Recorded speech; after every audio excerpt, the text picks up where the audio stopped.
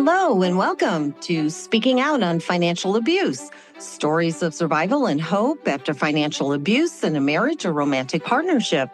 I'm your host, Lori G., and today I am happy to welcome Julia Foos. Julia is a community education coordinator and innovative collaborator with Chicago's North Shore Domestic Violence Service and Resource Organization, Sarah Zinn. Although she already had a background in social work and gender studies, Julia found her passion of reaching out to survivors and the community through Sarah Zinn's many channels of programs and resources, including their digital global platform, Sarah Zinn TV. Julia, welcome to the program. Thank you for having me. I'm excited to be here. So where in the world are you and where are you originally from? So I am originally from the North Shore suburbs of Chicago. So think like Highland Park area. And I am currently recording from my parents' home. I am dog sitting for the weekend and I'm very happy to be with my animals. It's pretty cold and windy here, about 25 degrees. Probably feels like, 10 with the wind chill and the lake effect and everything. Cold. It's cold. Well, you're very, very resilient, especially, this time of year. Well, before we get into Sarah Zinn, tell us a little bit about your background. What is your education? And we're going to be talking about Sarah Zinn today and what you folks are doing for domestic violence survivors. And you guys are doing a lot of really innovative stuff. But tell us a little more about you. So I got my bachelor's of social work at Michigan State. Before that, I even went to Highland Park High School, where I got involved in a lot of volunteering groups, a lot of leadership opportunities, and doing a lot of clubs that really interested my political views, my views on reproductive justice, my views on women's rights. I've always been born and raised feminist, so I've always really had these topics to my core, and being able to explore topics like that at school really just helped me thrive in this field anyways. I minored in gender and women's studies, so it gave me a lot more background and history, and that's how I kind of landed here. I did internships throughout my career in different kinds of groups. So I did like elder care, I've done youth prevention, suicide prevention, but I've always really felt close to home when it comes to women's rights, domestic violence, sexual assault, topics like that. So that's where I primarily got my start. I also even knew I didn't want to be a counselor or a therapist. I would rather talk to a room of 100 people than be in a room one-on-one with somebody, which most people would probably think that's weird and would think it would be flipped. But I feel like I'm really living out my dream job without having to do heavy loads of therapy, So I get to preach about what I'd love, which is domestic violence advocacy, but also still have that client-directed work while working our crisis line in office.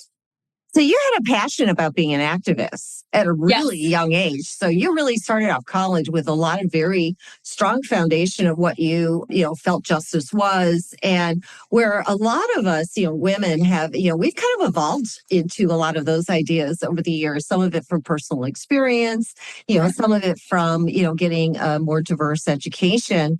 And so you've developed a lot of this foundation within yourself before you ever came to a place like Sarah Zinn. So how did you become involved with Sarah Zinn? Yeah, so I've always been very interested in just who's helping who in Illinois. What are the nonprofits? What's my specific niche? And so when it was time to get a job, I really did my research on, who I'd love to work for, whose mission and whose values really, stood in line with my own values. And I started very slowly listening to the Sarah Zinn podcast. Actually, they started that podcast during COVID to reach out to, those who are being affected by domestic violence or those who just want to learn a little bit more about what's going on.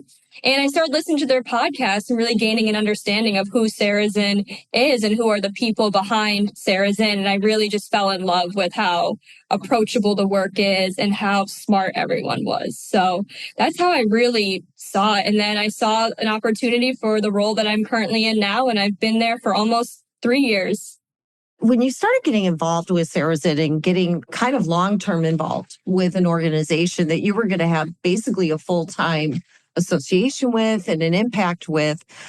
Did it have an impact on your prior understanding of domestic violence and what you thought you already knew about survivors of domestic violence? Totally. I mean, my eyes have been really, really opened. I thought I knew everything before starting this job, but there was so much more to learn, and there still is a lot to learn. I feel like I came in knowing all of the basic knowledge advocacy-wise about domestic violence. What I've really learned is about the perpetrator side of services and how we can, do something about it. The focus, well, yes, it should be on the victim of the domestic violence, but we're not stopping the root of the problem if we're only focusing on the victims of DV. We need to educate and help the perpetrators of domestic violence. We need to make sure that they can unlearn toxic and abusive behavior so they can become better partners and parents in society. And I really didn't even think about, that side of services and that they need holistic services as well. So the PAIP team has really opened up my eyes to how to, full circle help people suffering through domestic violence. Such a high percentage come from domestic violence themselves.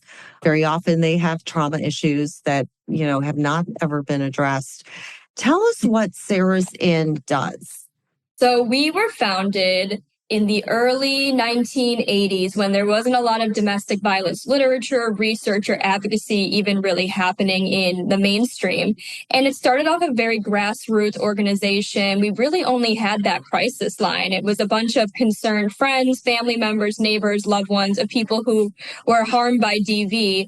And so they created this crisis line to make sure that there was a resource or at least just something tangible in the community so people didn't feel so alone in their experiences. And, since then we have expanded to 4 different main programs with a bunch of other things to help supplement, plus community partners, plus, just the back of the community. They really support us as a whole and make sure that they are also, stepping up and advocating for domestic violence. So we've become, really big. We now have an advocacy and counseling team. We have bilingual counselors. We have child and family counselors, and we have advocates stationed throughout Chicagoland area to make sure that everyone, can get resources, even if they are kind of far from our office.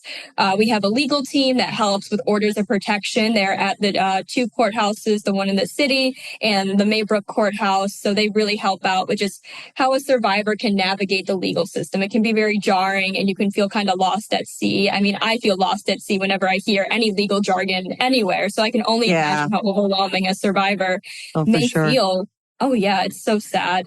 And then we have our PAIP program, like I just kind of touched on before, where they help men. Right now, we're only kind of seeing men because that's just the population that's coming in, at the highest demand. And it's a chance to, unlearn toxic and abusive behaviors. It's a really amazing team. They have a very strong curriculum. They meet in only group settings so they can really get a sense of community and brotherhood and lift each other up throughout this process. And the 2 main priorities of these groups are victim safety and accountability. So those are the 2 biggest themes that we want our, PAIP clients to take away from this program. It's a weeks-long program. There's homework involved. There's assignments involved. And it's the only Sarah's Inn program that there is a fee associated with just so they can learn accountability, which is really great. And then we have our prevention team. So that's a bunch of our educators going into high schools and middle schools and teaching a healthy relationships curriculum. So how to be a good friend, how to be a good partner, what are some do's and don'ts, and some examples of how the media and social media glorify toxic relationships and how impressionable that is to teens and kids. We try and help them unlearn those behaviors just like the PAIP clients, so they can have successful adult and teenage relationships throughout their lives. And then lastly, we have my team. So we, primarily do the trainings, all of the outreach. So making sure that we're out there in the community, volunteering services, and in-kind donations. So we do a lot. We even just are starting our housing program. So we're helping to house our clients in their own apartment units, which is something really fabulous and really special that we can do. And you've created your own in-house broadcasting network, which is so cool. It's called Sarah's Inn TV. I just think that's so innovative. I would love to see a lot of organizations listening out there, it's such a good idea to just create your own channel and be able to, and you offer like a multitude of like cool and informative program channels. Tell us a little more about your Sarah's in TV and what is it for? Yeah, so it was started at the height of the pandemic when, people weren't really coming in for services. We had to do special, procedures. I personally wasn't there at that time, but I heard, it was just rough. Everyone was having a rough time during the pandemic, and it became a very severe situation for a survivor who was living with their perpetrator. So we started this podcast as a way to, build that sense of community again, reach out to survivors, reach out to anyone who wanted to further their domestic violence education, and just a place where we can all feel connected again. So it really is helpful. This is where we post our Youth Voice Award, where we have teens in the community. We have like a theme and a couple of like questions every year, and they create a piece of art, whether it's a video, a song, a dance, a piece of artwork. That's cool. Yeah. Yeah, and we debut the winners on the website so everyone can see their awesome projects. So we really are trying to catch up with the 21st century and make sure that everyone can access us anywhere, especially on the internet. Well, and people travel so much or they're homebound, and to be able to have a, multi-channel resource where you can, find some topics and be able to get it 24/7. I just think your format was just a really interesting and very innovative idea. Oh, thank you. Well, definitely thank our development team. They are rock stars at, updating our website and making sure that it looks all pretty and nice. I want to go back to this partner abuse intervention program, which they call the PAIP program or PAP program. Correct. The PAIP program. How do you think it helps prevent perpetrators of abuse from reoffending? We don't have any tangible numbers. We're not doing like after reports. Once they're gone, if they'd like to come back and do a couple of sessions, we're happy to, be a part of that. And if they're gone, they're gone. So we're not really receiving any data on reoffending or if they come back. But what we do know is, domestic violence is a choice. And a lot of the men that come in this program, maybe it could be intergenerational, maybe this is what they've seen through their parents' relationship. It could be learned through friends, media, school. There's so much talk about toxic masculinity, machismo culture, and all these, media outlets are showing probably the worst examples of relationships, glorifying the toxic relationship. And it can be sending people a lot of mixed messages, So that PAIP program is really special. We work with individuals who are ready to change their violent and controlling behavior choices, So we say it's a choice at the end of the day. No one comes out of the womb a perpetrator of violence. They're picking up these behaviors somewhere. And we believe that if you give people the right tools and the right education, it can really change that thought process. So it's a very holistic way of looking at it. A lot of the men that come to us see this as, like a punishment, but we really try and not make it a punishment. It really turns into a group where you can really change your mindset. I mean, our PAIP team is the best at what they do. I see what they do and it's like magic. You see the light bulbs go off in these guys' head when you talk about things like the cycle of violence or the power and control wheel. And they're like, oh my goodness, there's all this research and literature on domestic violence. And here I thought I was just living my life, but these patterns have been recorded. The data is all there. So it's really cool to see the light bulb go off in their heads when you see that, thought process start to change. It's really awesome. We do group settings for PAIP because we don't want to do it, one-on-one. It's not about individual counseling. It's about, being in group settings and having that sense of community and brotherhood within the groups. They can all learn from each other. And we think that's really special. Yeah. And just taking it out of the feeling of being unique, because that's with any recovery. And, even with, any kind of form of domestic violence, financial abuse, for me personally, I was genuinely shocked that financial abuse was a domestic violence issue. Really? I went through 6 marriage counselors. Nobody said to me that there was anything particularly wrong. And then to find out that this actually is a legitimate thing. And, we kind of develop these neural pathways and we keep following them for years and years and years. And it is very shocking. It's like finding out your religion's not true. You mentioned about kids, about adolescents, and your organization does a lot of outreach efforts to teens. How do you bring more awareness to young adults regarding dating abuse? Financial abuse is a big issue with dating abuse for teens. Yeah. financial abuse.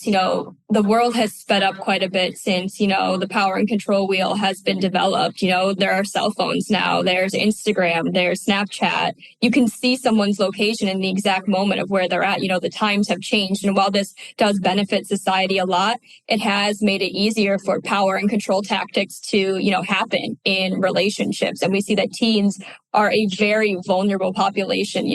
They're so young, they're so impressionable. So we have our prevention team coming into schools. And now I do domestic violence 101 trainings. But if I brought that to a high school or a middle school, the kids would be insanely bored, it's a long presentation. There's a lot of big words. There's a lot of, boring slides, very informative. Exactly. That's not fun.